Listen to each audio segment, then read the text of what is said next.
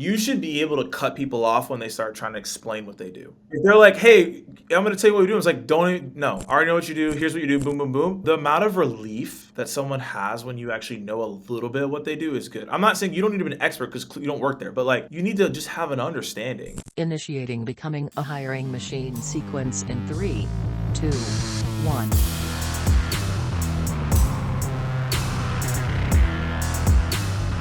Hey everyone, it's Sam Keenley. Welcome back to Becoming a Hiring Machine. This is the show dedicated to fixing recruitment by going beyond saying what needs to change and instead teaches you how to make that change. Today, we have a very special interview ahead of us, but before we get into that, I want to tell you a little bit about the show. Essentially, we have shows within the show here. Some days we have interviews with industry thought leaders and those who are shaking up the space, while other days we cover trending topics. Stop by every Tuesday for a Tactical Tuesday episode where we go deep on how to do something that's going to help you drive better results in your day-to-day.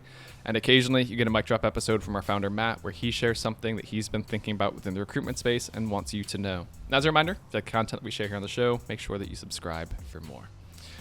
All right, today is the fourth installment of our month-long series deep diving into all things account-based prospecting. As a reminder, we recently launched our new product, account-based prospecting, ABP for short, which is the recruitment industry's first native prospecting engine. What the heck does that mean? With B2B data enrichment for both contacts and companies, ABP eliminates the fragmented workflows and expensive third-party subscriptions to help you find and contact the right decision makers at your target client companies. All right, so as we get into the last few installments of this series, we're going to go deep into the sales side of things now. So how do we actually engage the prospects? Where do we pique their curiosity and get responses from them? And lastly, how do we win their business? So with today's guest, we have the master of not only figuring out who we should be talking to, but also what plays work best to get real conversations started. The guest, we have Morgan Ingram, founder and CEO of AMP Social, and he's joining us for round 2 after stopping by last year in episode 125. Make sure you give that one a listen if you haven't yet.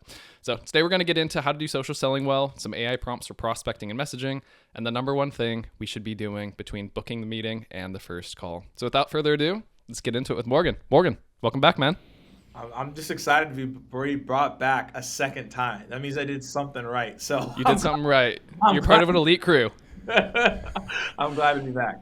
Oh yeah. Now people loved it. It was a similar theme last year when we were here. It was for business development. So more broadly speaking, just how to do biz dev. So now it's going into more of just this account-based prospecting strategy, which it's pretty new to the recruitment space, but it's ABM in the other worlds, MarTech, sales tech, and one that you've more or less mastered. I mean, I'll let you tee up. What's AMP Social do, Morgan? I bet you might know a thing or two about this. Well, before I tee it up, I actually know a lot about ABM because the first job I had as an SDR was a company called Terminus, and all we did was account-based marketing. So that's literally where I started. So this is a very, very, very, very relevant conversation today. But what does AMP Social do? So essentially, if you have a product or service and you're trying to sell it through LinkedIn, we help you with that. So how do you outbound on LinkedIn with videos? How do you leverage Sales Navigator? And we have a whole entire program that we work with sales teams on, or even people outside of the space of that, to help them book quality meetings and drive business on LinkedIn. So I'm excited to be here. Yeah, good. All right. Let's talk about your social selling system. And what I love, you were thoughtful about this. It's 5 C's: clarity, connection, conversation, comment, and content. Let's go through these. Okay, so as you said, those are the 5 C's. And what I did is I looked back at all the messages that I sent as an SDR, which is a lot of them. The ones that actually got responses, the one that didn't, what I saw when I was a manager of sales development reps, and then also what I saw when I worked with John Barrows and working across large amount of tech companies. And I realized that to go to the first C, which is clarity, is that we can't do anything until we know what we're doing, which is why it's relevant to the conversation today around like account-based sales, marketing, however you want to say it. Because if you don't have a true ICP, which is you don't know who exactly you're looking to get in front of and why you should be talking to them, then all the other things tactic-wise that I would share with you will not work. So that's why we put clarity first, to figure out who exactly you're going after. Why are you going after these people? How are you unique to these people? And then continuously making sure that we play within that space so we can get in front of the right people. Mm-hmm. And we see that all the time, and especially in recruitment agencies. Like the more that you're known for something in a specific niche, it's counterintuitive to people just getting started. Those are like, if I niche down too much, then there's not going to be enough business for me. But it's actually the opposite. The deeper you go, the more well-known you are, and the more you can spend time doing the exact stuff that you said, like getting clear on your message, who you can help, and speaking to that. Exactly, because you want, and this is like so cliche, so everybody's heard this before, but it's important, is that you want to be a trusted advisor and not just like a person that's just selling. And especially if you are going out and recruiting someone, you want to make sure that they feel like they can trust you, that you've done this sourcing before. And so let's say, for example, we were talking behind the scenes about this, but I think it's important to clarity, is that like if you will do a really good job sourcing IT people, as much as you want to deviate, maybe go source salespeople, maybe you need to double down and figure out how you can source IT people better. Because IT people and salespeople are two different types of people. Yeah. Yep. If you've mastered IT, how can we maximize more out of IT rather than try to go somewhere else? And I'll put up this is a really good example in terms of clarity. So this is going to be so random, and I promise you it has a point.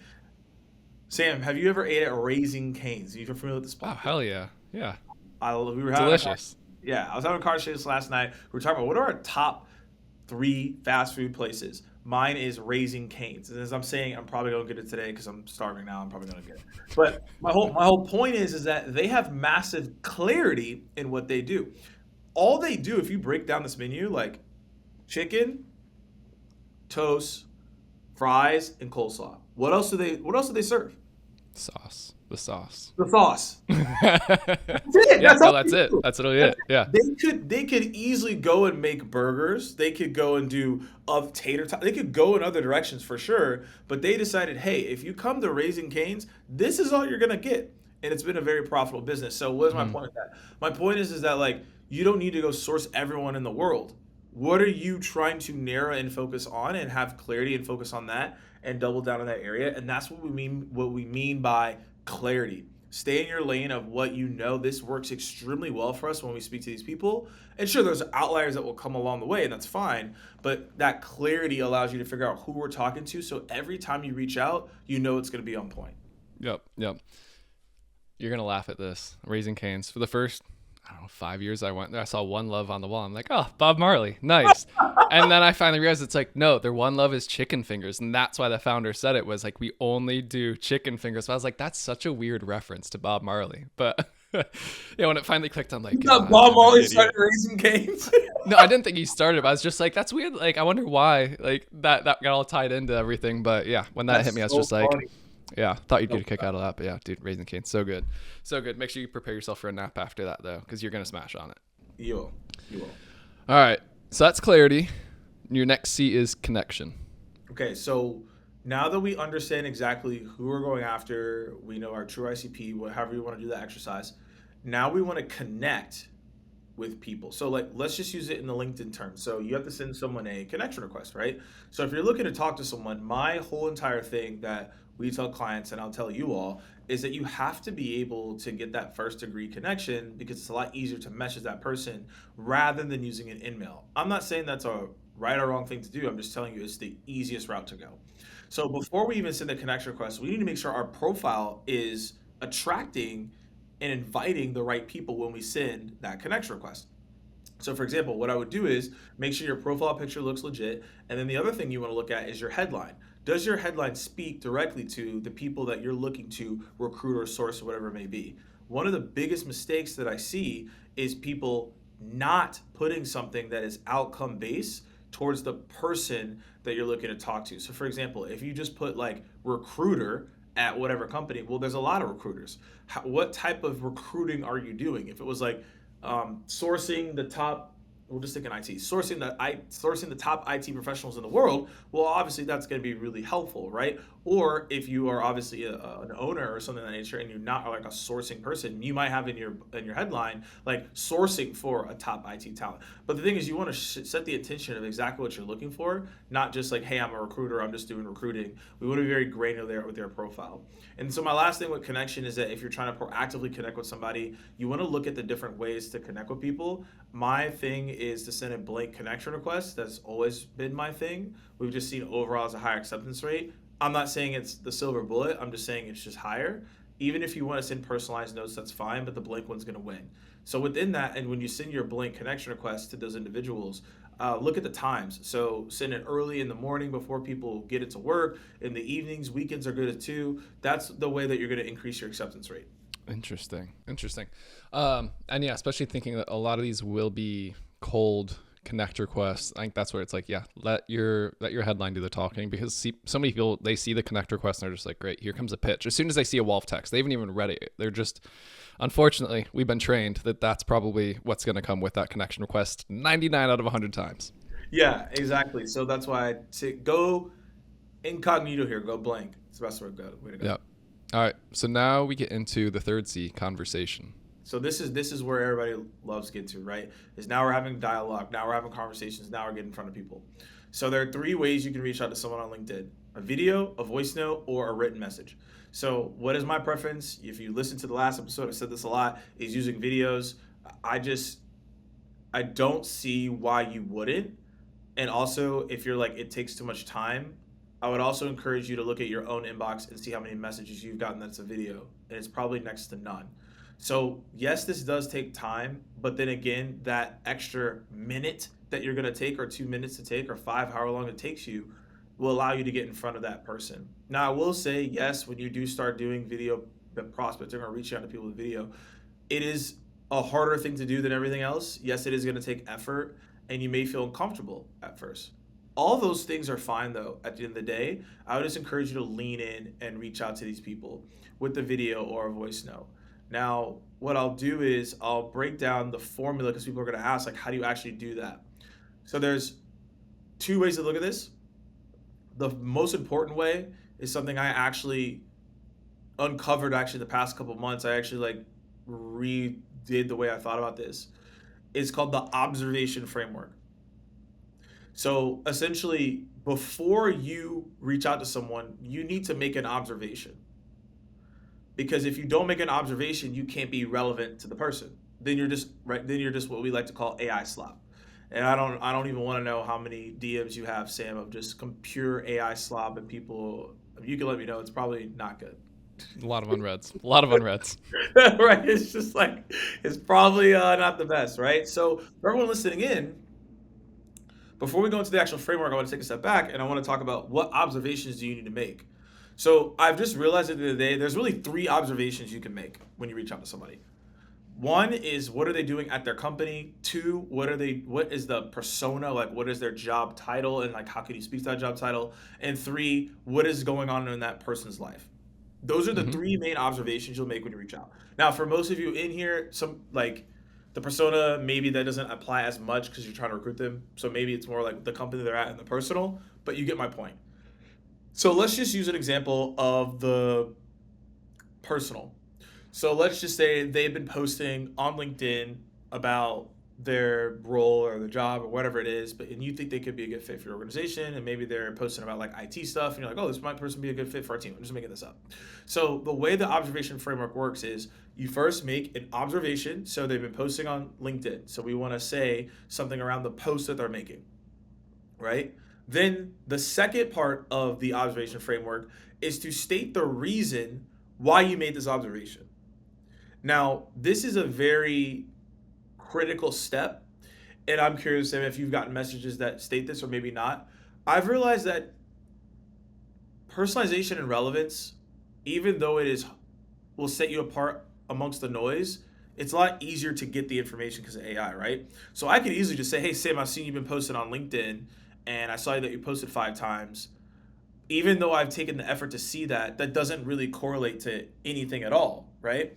But if I said, hey, Sam, I saw you've been posting a lot about IT. Typically, when I see people posting a lot about IT, I don't know much about IT, so I'm making this up. But typically, they're trying to like do new sprints within their teams to do IT or something of that nature, right? But my whole point is that you're going to state an observation. I see you're posting on LinkedIn, and then you're going to tell them the reason on like why that's important at all. Mm-hmm. Yep. Like even when I reach out to sell our services, right, our LinkedIn revenue engine, which is our offer to help people with social selling and LinkedIn to build pipeline, I say, hey, I saw that you're hiring 10 SDRs. I don't stop there. And I say, typically when you're looking to hire 10 SDRs, that means your pipeline number has increased and you're probably looking for new ways to break through accounts because you got a pipeline number to hit. So I'm contextualizing the observation. I'm not just saying it's just a random observation. There's a reason why the observation is happening. Then the third thing is I'm stating the problem. So now that I've said, hey, here's this observation, I've stated the reason for the observation. I'm now stating the actual problem. And when you state the problem, the new language that I'm now using is I'm saying not sure, because I actually don't know. I don't know 100% what's going on in your organization because I haven't gone on a discovery call with you yet. Mm-hmm. So I don't know unless you explicitly state I have trouble here or I need help and I find that somewhere. I'm pretty much in the dark. So I'm just going to say, hey, not sure, right? If you've been diving into social selling, or not sure if you have pipeline problems, or not sure if your team's not hitting quota, but I might have something to help you if that's the case, based on Mm-hmm. this observation. And then that fourth step is I move into the actual value prop, and you could say 4B if you have a reference or a customer story, great. And then 5 is the actual call to action, which is, we've seen it online, like the interest call to action and things of that nature. You could say, would you be interested in a deeper dialogue? Would you be open to chatting, etc. So that's my observation framework when I do any message, etc., across the board. And the last thing I'll say here, because I know you have follow-up questions, is you don't have to use every part of the framework every time. I could make an observation and do a call to action. I can make an observation, I can contextualize the observation and then do a call to action. I can remix it accordingly. But the thing is, like, every single message that I've seen people respond to, it follows that framework every time. And then it's Mm-hmm. up to you to play within that to see what your personality is like to do that from moving forward. Yeah. No, I love the contextualized part because that so many people stop at the observation. And like as a marketer, I always say, so what? Like you have this benefit, you have this feature. So what? What does this mean for them? Like that's where you're showing your expertise and you're connecting the dot for them to understand how I understand what they're going through, what they're struggling with. Like you're not just trying to sell something, but like you get it. You can genuinely help versus just like, hey, saw you're hiring. Good observation. Like, what's the weather like over there too? Like anything else that you want to tell me? So yeah, Yeah. that's what most people are struggling with. And getting the like not sure part is that's where you can really demonstrate like, hey, I bet whatever pain is, like, I bet you're struggling to find the best candidates for you because IT is so niche and you need 10 people to hit this growing pipeline target that you probably have sitting over your head this quarter. Like, do you need help doing that quicker? But allowing them to fill in that gap where you're not coming and honing in on such a specific pain point, but you kind of open the door to say, not sure, it could be this, but they might say something completely different that's a pain that you can solve for, but you haven't shut yourself off because you've gone too far down that path to have closed that off, and they think of you as only solving this one specific problem. Okay. I like it. I want to talk on the video one really quick because I do think that's so powerful. And what you went back to is just like go scroll through your inbox. Like you don't see any of these. You just flat out won't. You go through 1,000 and you'll have 2 maybe. Maybe if that. Yeah. And one, it's hard to do. So yes, like hard's relative. It's uncomfortable. You said it better in that way. You are going to stand out though. I promise you're going to stand out. People are going to listen. Same with the voice notes. It's piquing curiosity. Like you are going to get the open at least. So you've already gotten a head and shoulders over any other recruiter that might be vying after that company's business.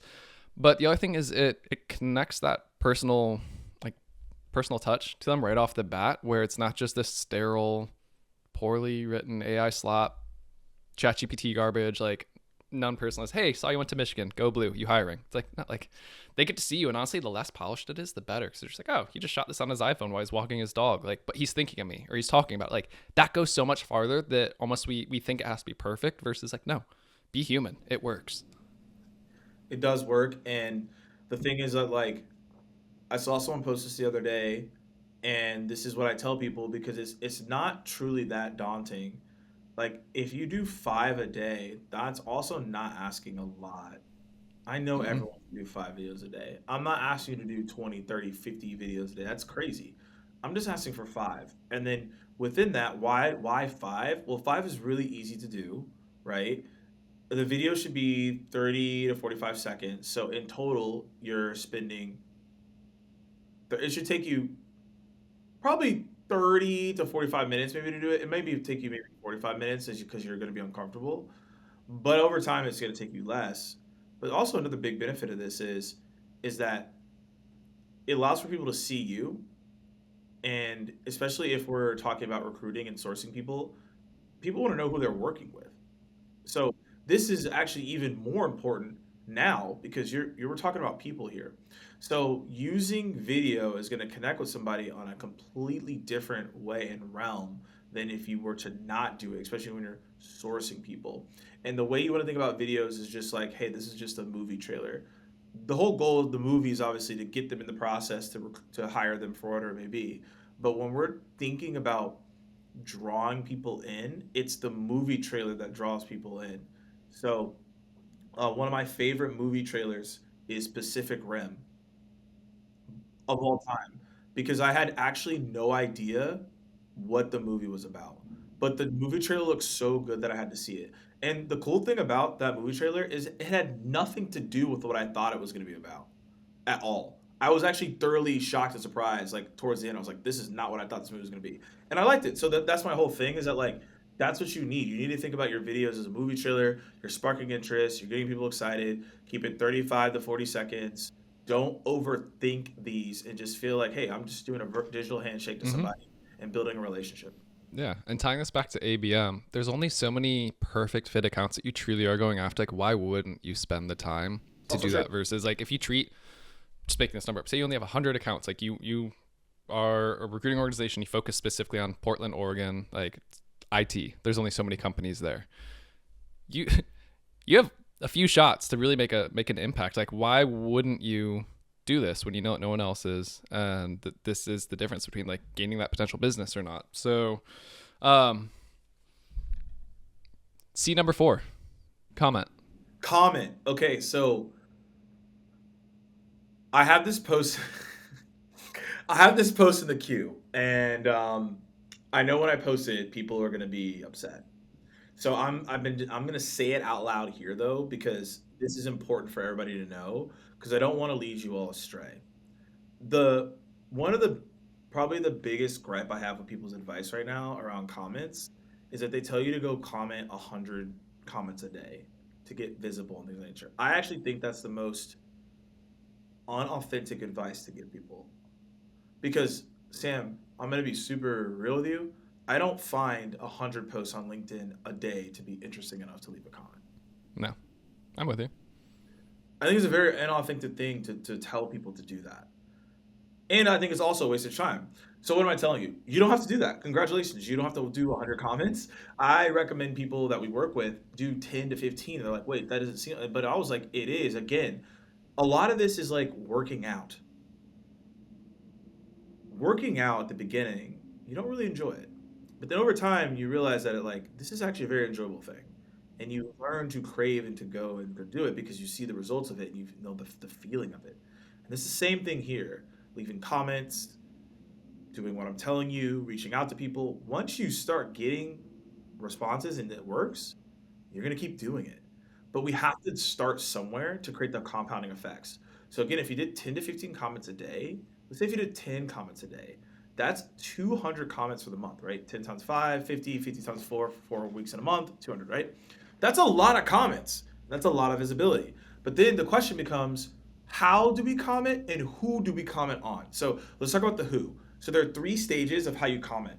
So number one is let's say your ideal customer.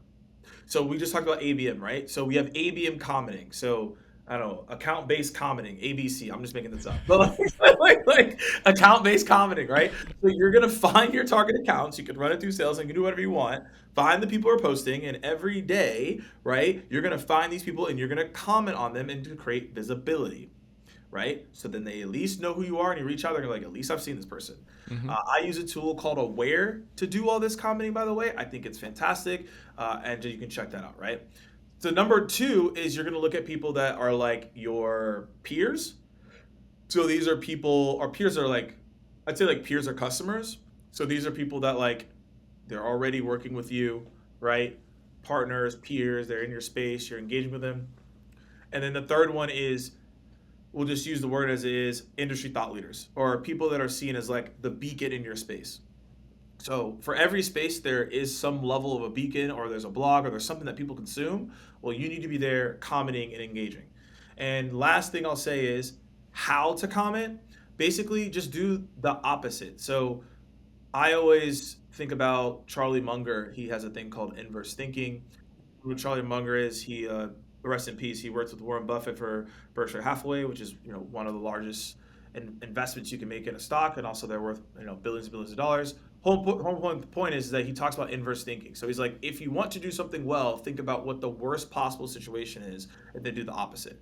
So what should we not do? So when people comment, they say like, great post, or like, great thoughts, and like that's terrible and nobody cares. So what is the opposite of that? Well, the opposite of that is to actually have a good thought or actually think it's a great post. So I just call it insight question. So if someone were to post something around IT, you would compliment them on what they came up with in terms of IT or what things of that nature, and then you're asking a question that can start a conversation in the comments for everyone to engage with you and everyone else. So when you think about commenting, that's the way we want to go about it. And again, it's a great way to start engaging on social without having to post.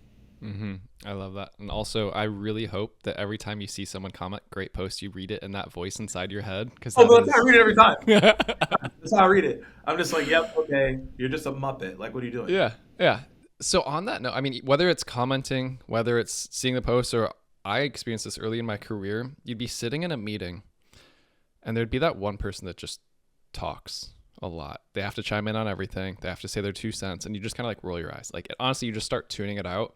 That's what also happens if you over comment. If you just share all the time with like unhelpful things, people are going to tune you out. So you want to make sure that like when you speak, it's contributing to something. It's meaningful. It's not just like that. Because even now, a lot of people are saying you should comment in the feed because those are getting picked up. Like those are getting high reach.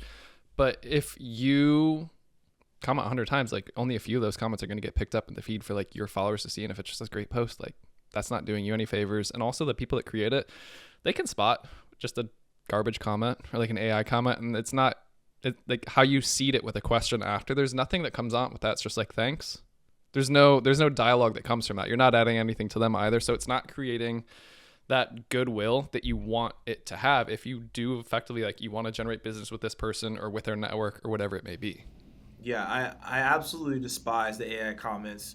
I have a couple people tell me that it's good, and they're they definitely don't need to be lawyers or be in the court, because I was like, this is not swaying me at all. Like, it is the worst thing that you can do on this platform is doing AI comments.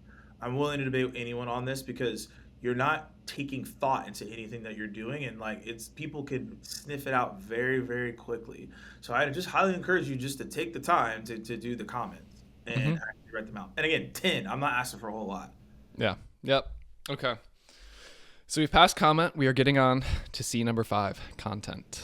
This is the one that people get terrified. Most people don't make it this far, or they never do it. So the thing is, stats: 1 to 3% of people post on LinkedIn across the board, right?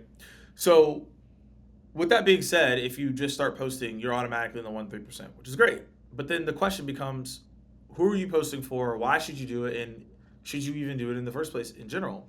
So I would say like who you're posting for, we've already solved that because that's why we did clarity in the beginning. So we don't even really go over that. We've already solved that problem. The next thing is like, how do you create the content? I would imagine 99% of people listening on this today probably aren't trying to be an influencer. Probably not trying to do brand deals. You're probably not trying to have like do talks and how to build a business. You're Mm-hmm. probably not trying to do that. Could be wrong, but probably not. You're probably just like, I want to post so I can get more business. So if that's the case, what I tell people is that your goal is to be a curator, not a creator.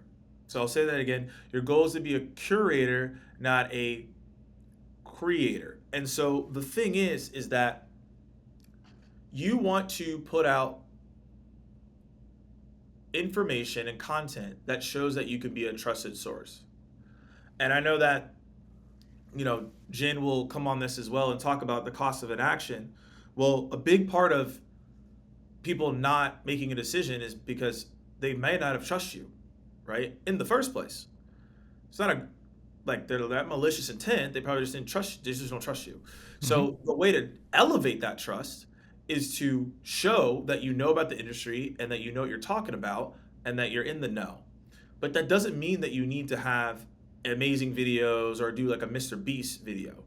All you need to do, right, is find information that's in your industry, blog posts, white paper, maybe someone interviewed someone in your industry, etc., and just give your take on it. Your goal is just to be the reporter. Because like it's funny because we were actually talking about the other night one of our favorite Will Ferrell movies. So shout out to Anchorman. And when you think about the news and anchor people, nothing against the news and anchor people, they're not doing anything new. They're just reporting the news. Yep. Like this is already happening. This is already happening. The weather is Mhm. already happening. The news is already happening. I'm just telling you what's going on. I'm not creating a scenario. And so I want you all to think about like how can I just be a good reporter in my space? Yeah. You're Because just I mean, it reporting was the weather. way back in the day. What was it like? Walter Cronkite's like the most trusted man in the United States. Like different things like that. And it's like you said, like he's literally just reporting. He's not Just coming with reporting the his news. point of view. That was back when there was no bias, and it all was just like it is what it is. Here's what you need to know. That's Um, it.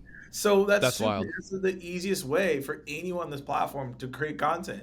Go look at what's going on in your space, give your 2 cents, and move on. You Hmm. don't need to do all this other stuff because it's not that important. Yeah. All right.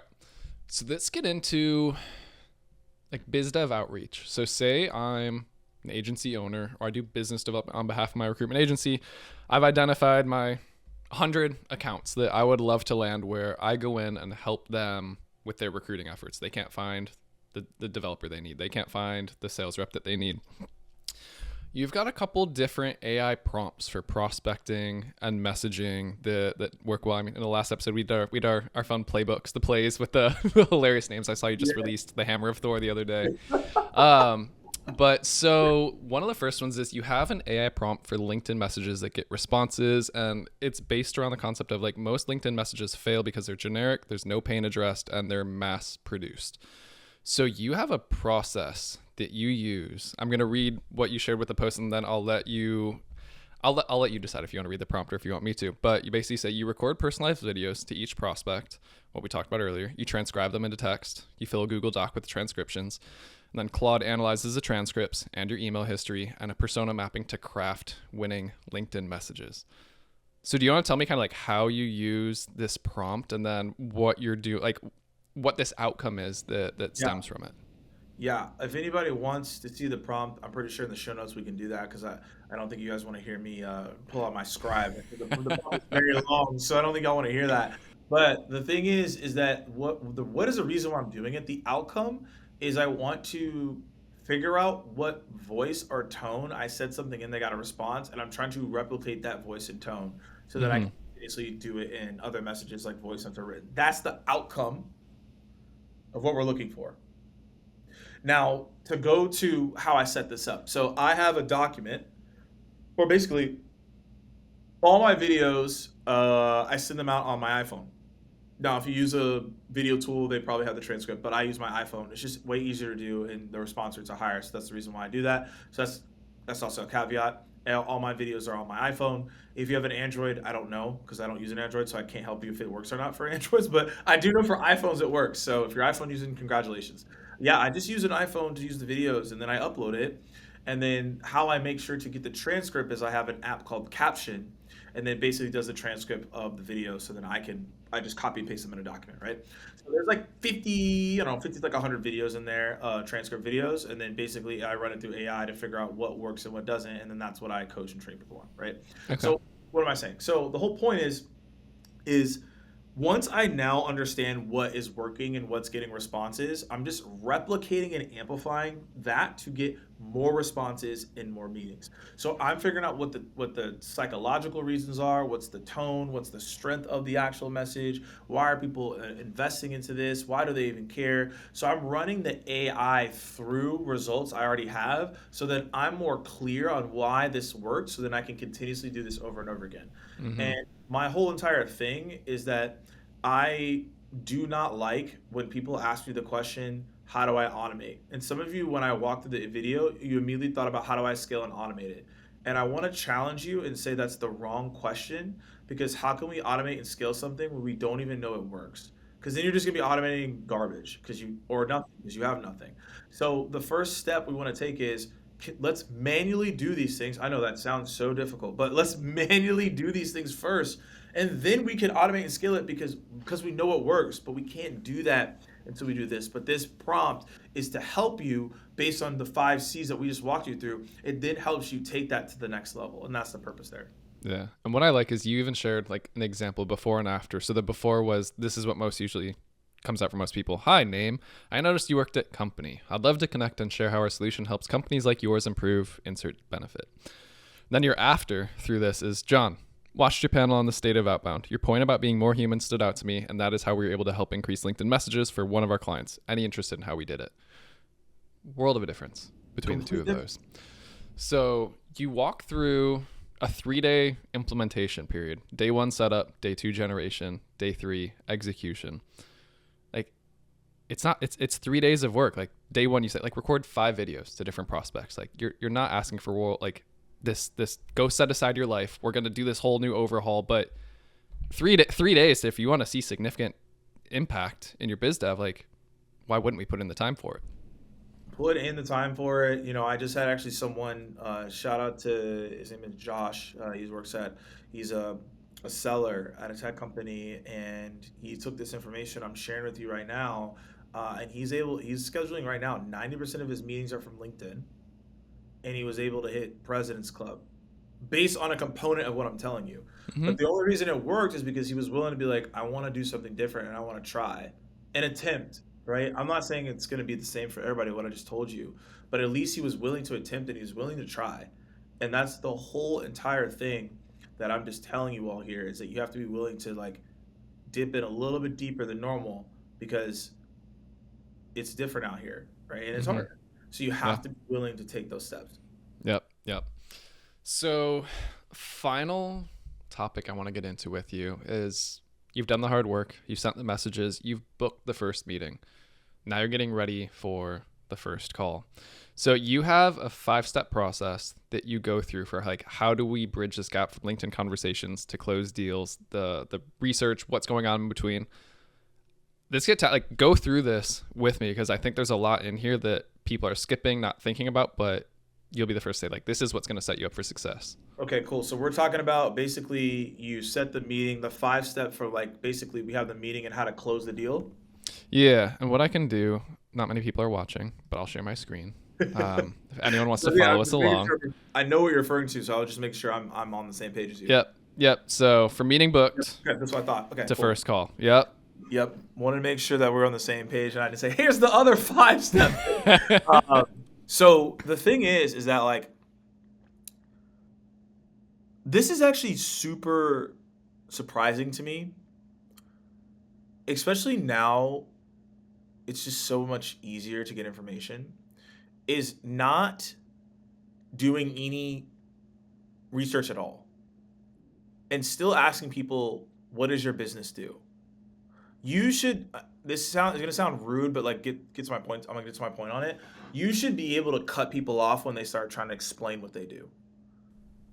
I like that. Yeah. If they're like, hey, I'm going to tell you what we do. It's like, no, I already know what you do. Here's what you do. Boom, boom, boom. The amount of relief that someone has when you actually know a little bit of what they do is good. I'm not saying you don't need to be an expert because you don't work there, but like, you need to just have an understanding. So what I like to do is just say, hey, what are some recent posts that they've had? I have a prompt that basically just does a deep research in chat, just says, hey, can you just look up like some recent stuff that they've done? And like common language, can you tell me what this company does? You don't even have to look at the website anymore, to be honest with you. You could literally just do a prompt that just says like, I'm making it super simple for now, but it'll be a little bit more elaborate. But I'm just saying like, hey, like I need these 3 to 5 things before I go on this call from this company. Here's the URL. Here's the company. Tell me what they do. Tell me who they sell to. Tell me what they're about. So when I get on this call, at least I know a little bit. That's all you need. Yeah. And if you have some mutual connections, I also like to sometimes shout that out. Like, oh yeah, do you know so-and-so? Like I work with them, or I know them, or I just got off a call with them. That's always important. But just that simple thing alone on step number 1 is the pre-meeting intel. I think that like only 10 to 20% of reps do this. Yeah. And strategic ones who work the big deals and know like you have to do this. But yeah, so many that are just wheeling, dealing, trying to get as many of these in through the volume game, they're not doing it. So step two is once you get on the call, this again is how you get people to, this is how you show people that like, I'm here with you. This is Mm-hmm. how you avoid, and I know Jen will talk about this more, like the cost of inaction and like actually like selling to people and like the psychology of like getting them to buy in is at the beginning of the call. I just say, hey, before I start, like I've done some research on your account, and I just want to walk through like what I found. I just want to make sure this is accurate or not. And again, you'll be super surprised how people are just like, wait, whoa, like you've done some level of research. And the cool thing is they're either going to tell you it's accurate or not accurate. So they may be like, this is a little bit not as accurate. Here's some things we're working on. Now you can base your conversation off that. Or they're going to say it's accurate and be impressed. And now when you ask questions, they're going to be more likely to hear you out. So I always start the call with like, hey, this is what I'm about. I've done some research, and now they're going to be more open moving forward. Mm-hmm. Yeah, I mean, it's disarming too. It's like, oh, finally, somebody who did this. So instead of being like, yes, obviously we need to help hire, but it's like, no, we've really been struggling with this. Our recruiter just can't seem to crack it. They've tried looking at skills, they've tried looking at different experiences, whatever it may be. But like, you're gonna get the real talk from it because they've shown, okay, Morgan's at least tried. He's on our team here. He's solving for this. He's not just trying to slide in, get a quick win, and then move on. Exactly. Which again, people are like more sensitive and aware of that than ever before. Then the third is discovery. Now, this could be a whole other episode in itself, to be fair. So I can't really cover everything that I like to, but I'll just cover a couple things that I found to be important. Mm-hmm. So one is I read this in like question-based selling, and then also I've learned this from other people, is try to find the irregular things that people are saying. So what do I mean by that? So if I'm talking to Sam, let's say I'm trying to sell him something, and he goes like, we're doing an awful job of getting in front of decision makers for our outbound efforts.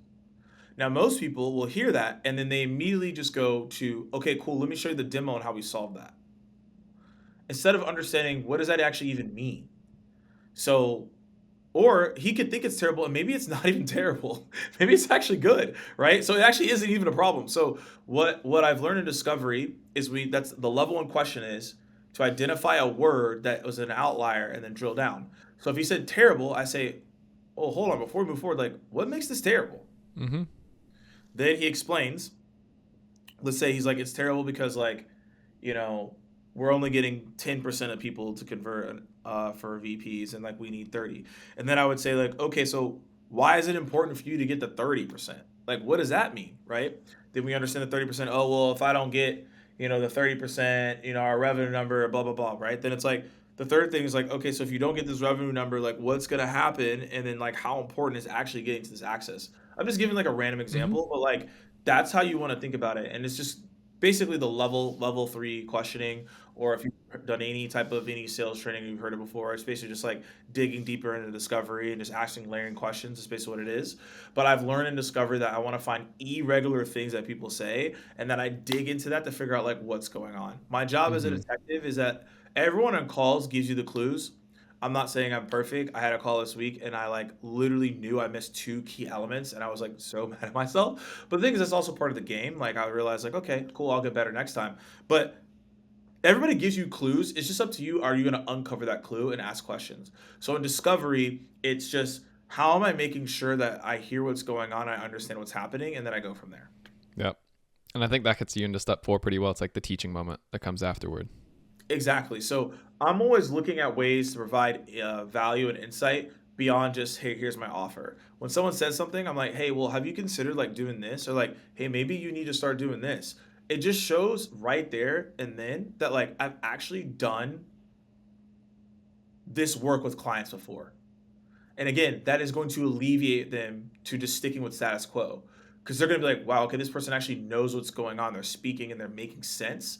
Like, this is probably something we need for our team because like I didn't come to that conclusion myself. So if this individual is coming to the conclusion and we've only been talking for 20 minutes, imagine what would happen if we worked with this person extensively. Mm-hmm. So that's what I like to do. I like to just throw things in. I just might be like, hey, like, yeah, I'm hearing from VPs like they're not doing this, but they made this tweak and they saw this here. And again, that's why it's so important. I'm going to bring it all the way back. That's why clarity is so important because if you are booking the right meetings, when you speak to people, you already know what most of the problems are because you've already Mm-hmm. done this before. So you can speak in even more confidence, right? This is again super random, but this is a real time example. The worst thing that can happen to you in Arizona, besides finding a scorpion in your shoe, is is your AC going out. Yeah. Losing the AC in Arizona is the worst thing to possibly happen. So I came back from a trip, my AC was out. And so I'm like, this is terrible. So I ended up getting someone to come through. Or no, actually, I called an AC thing to come over and fix it, right? And they said, okay, I think I know what your problem is, but I can't come out there. And I'm like, why? You want me to die? Like, what do you mean? But they were just like, we don't do these types of units. We would get there and not know exactly what to do. Mm-hmm. I have a good understanding, but that's not exactly for me. We don't do those type of residential units. We only do like big buildings. You don't qualify for that. So I'm gonna refer you to someone else who does that. He did, talk to him, they came over, they fixed the AC. Why is that important? Because I can only have teaching moments with people that I've actually worked with and I can teach. And that's why it's important to have clarity to book the right meetings to have these teaching moments. Because I know if I work with someone in B2B technology, they have an SDR team, and they're sourcing into an account executive team, and they have 20K over ACV, I'm going to be able to have teaching moments with them. Yep. Number 4. All right. And then the final one is the LinkedIn loop. LinkedIn loop. So a lot of people like this one in the comments. They love the LinkedIn loop. I didn't think it was that deep, but clearly people liked it. So basically what I do is once I'm done with the conversation, you've wrapped up the call. I always say leave 7 minutes for the call to do your next steps because you don't rush it. Every person that was on that call, or even if it's just one person, I connect with them on LinkedIn if I haven't already, and I just send them a quick 10, 20-second video saying, hey, thanks so much for connecting early on that call. If there's any questions that you have for me directly, reach out. But the LinkedIn loop works better when you have multiple people on the call because basically you're reaching out the video and saying, hey, I know there were multiple people on this call here today. Do you have any questions directly for me? Because sometimes in a group setting, you may not feel comfortable asking. So that's the LinkedIn loop. I'm just connected with them on LinkedIn. Now they see me on LinkedIn. Again, if you're running the 5 C's, they're going to start seeing you more. And again, it all comes back to the full circle. Yeah. A long tail. I love it. Dude, this is fun. Yeah. Round 3, same time next year. Sounds Hey, like we've got this August timeframe unlocked. Round 3. We're really doing it right. Oh yeah. No, this was great. I get to learn from you every time. I mean, I'm learning from you every day in the feed, but a lot of our listeners are more in the recruitment space. So definitely go and check Morgan out. So aside from obviously your LinkedIn, recruiters live on LinkedIn. They'll find you, they'll stalk you, they'll do all that stuff there. Where else do you want them to go to find your content? Anything about AMP Social? Yeah, so you can go to theampsocial.com if you want to see what we're working on in terms of social selling and how we look at digital relationships and how we capitalize on them for not only deepen relationships but for revenue. But the 2 other places you can check me out on are X. I actually share just like raw thoughts there and some deep dives, and then YouTube as well if you want to check out some deeper dives on what I talked about. There's actually visual examples too as well. Okay, I like it. Well, Morgan, appreciate it. Absolutely. Catch you on the next one. So, all right, everyone. That was a killer episode with Morgan Ingram. Until next time. Bye, y'all. All right, everybody.